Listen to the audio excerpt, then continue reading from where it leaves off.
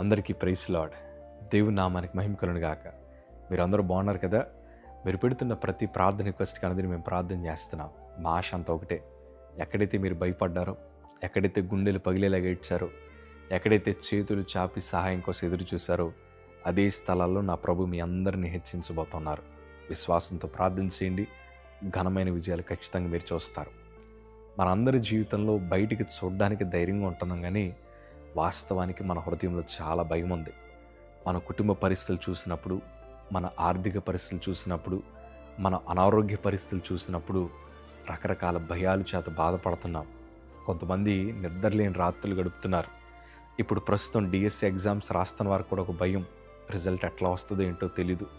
పైగా రిజల్ట్ వచ్చిన తర్వాత నాకు ఉద్యోగం వస్తుందో రాదో తెలియని పరిస్థితి మధ్యన చాలామంది భయపడుతున్నారు. కానీ ఒక మాట చెప్తాను, ఎందుకు భయపడుతున్నారయ్యా? తల్లి, ఎందుకు భయపడుతున్నారు?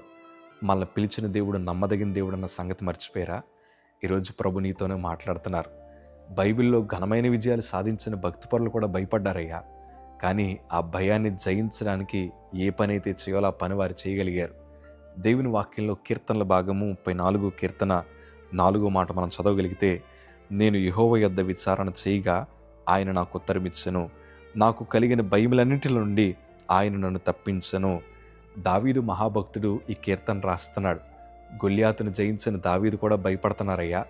తన ఉమ్ముని గడ్డం మీదుగా కార్చుకొని పిచ్చివాడు వలె దావీదు నటిస్తూ తన ప్రాణాన్ని దక్కించుకోవడానికి రకరకాల పనులు చేసిన దావీదు అంటున్నాడు, నాకు భయము కలిగింది, కానీ దేవుని యొద్ద విచారణ చేయగా ఆయన నన్ను తప్పించాడు అని అనుభవంతో రాస్తున్నారు. ఈరోజు నేను చెప్తాను, నీకు ఏ విషయంలో భయం కలిగినా దయచేసి మనుషులతో పంచుకోకే.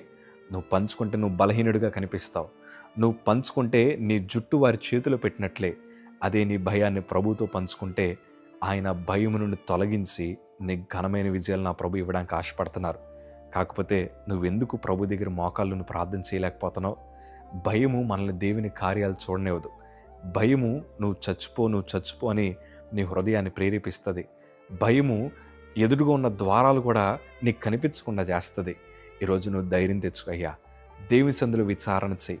చాలామంది అనొచ్చు, నీ పిల్లలు మారరు, నీ భర్త మారడు, నీ భార్యకి గర్భఫలం రాదు, నీకు ఉద్యోగం రాదయ్యా, నువ్వు ఎన్ని పరీక్షలు రాసినా అందులో నీకు విజయం రాదయ్యా అని రకరకాల పరిస్థితులు నీతో మాట్లాడొచ్చు. తల్లి, ఈ మాట జ్ఞాపకం చేసుకో. నువ్వు భయపడాల్సిన అవసరం లేదు. నిన్ను పిలిచిన దేవుడు నమ్మదగిన దేవుడు. నువ్వు ప్రార్థిస్తావని దేవుడు ఎదురు చూస్తున్నాడు. నువ్వు దేవా నన్ను ఆదరించు ప్రభా, నన్ను బలపరచు ప్రభా అని నువ్వు మొరపడతావన్న ప్రభు ఎదురు చూస్తున్నాడు. ఎందుకంటే మొరపెట్టు వారందరికీ ఉత్తరం ఇచ్చే దేవుడు ఆయన. నీ భయము నుండి ఈ క్షణమే నా ప్రభు